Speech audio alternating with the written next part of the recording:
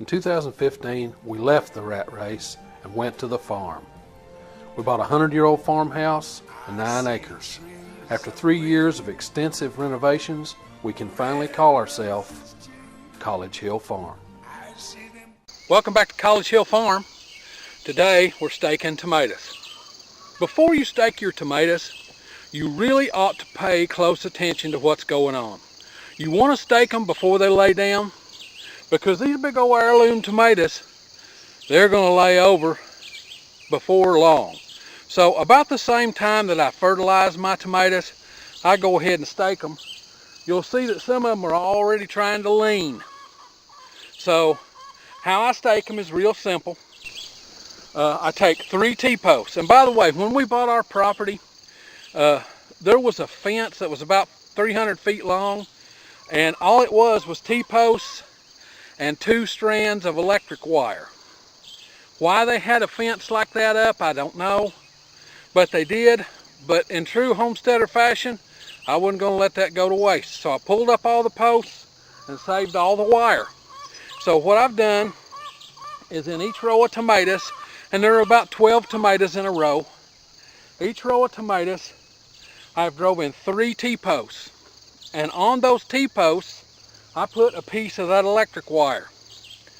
Now all that serves for is a place to tie my cages up, and all I'm going to do to tie the cages up is these little cheap cable ties that I get from the dollar store or at the flea market. I've got them at the flea market for doggone near nothing.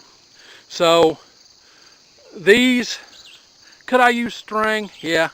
Would it be more convenient? Is it more convenient to do these? Yes. So I use these as opposed to string, but I do use butcher twine as the year goes on to help hold everything inside the cages. So, but I'll show you that as we get to it. Today, all you have to do, you take one of these big old tomato cages,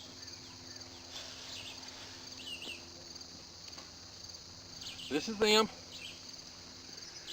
They're made out of concrete reinforcing wire. You'll give them to your grandkids.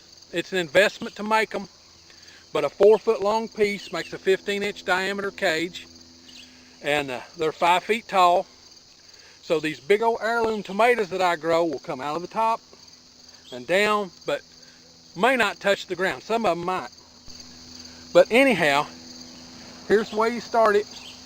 You just take and maneuver this cage right over the plant.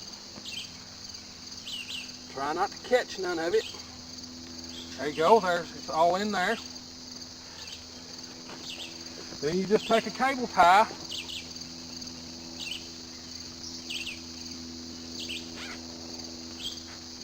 and fasten it right to that wire. You'll do it on the second wire. I put 2 wires on. You'll do it on the second wire.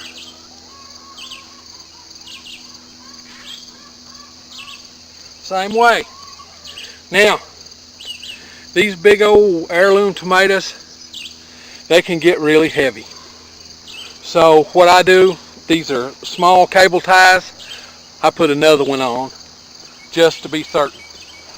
So I'll put another one on in each spot. Lap it right over the one that's there.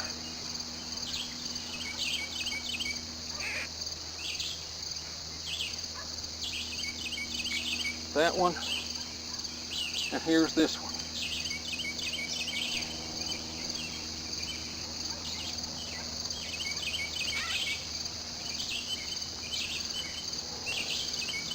And there it is. That's not going nowhere. And that tomato will grow right up through that. Through the years it grows, I'll come back and put the stuff up between it. Now also I'll come back and use some of that hay that we cut and mulch around the plant. I won't put none inside the cage because that's where the fertilizer will go later. So that's how we stake our tomatoes. Alright folks, when you plant your tomatoes, the chances are that you're not going to plant 50 heirloom tomatoes. Most people are going to plant between 4 and 10 at the most. You know, I plant 50 heirlooms. We dehydrate them. We do everything in the world with them. But you're probably not going to plant that many.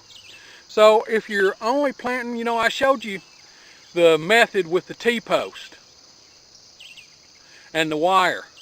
Well, if you're only planting a few, for example, I've got these 4, they're called hillbilly, and I want to plant them to see if I like them, and if I do, I'll save seed. I've got some in the other garden about 300 feet away so that I can hopefully successfully save seed from them if I like them. If I don't like them, I won't fool with it. But if you're going to plant, if you're going to stake or cage an individual one, all you need is a piece of rebar. This is a piece of 3/8 rebar. You put it beside the plant and just push it in. That's going to hold really good. Now, if your soil is tilled way deep, use a hammer. But I don't think I have to use a hammer. Of course, I'm a big boy, so pushing it in is not as big a deal. And you just put your cage over your tomato. I work it into the ground a little bit.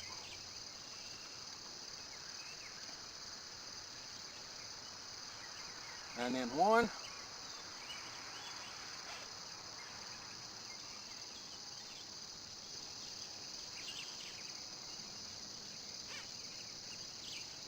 2 cable ties. That's it. That's how I put them on my solos. I'd like to thank you for visiting with us at College Hill Farm today. I hope you found our videos entertaining and or informative. If you did, please like, share, subscribe, and comment on both Facebook and YouTube. Until then, I'll see you in the next video. Bye-bye.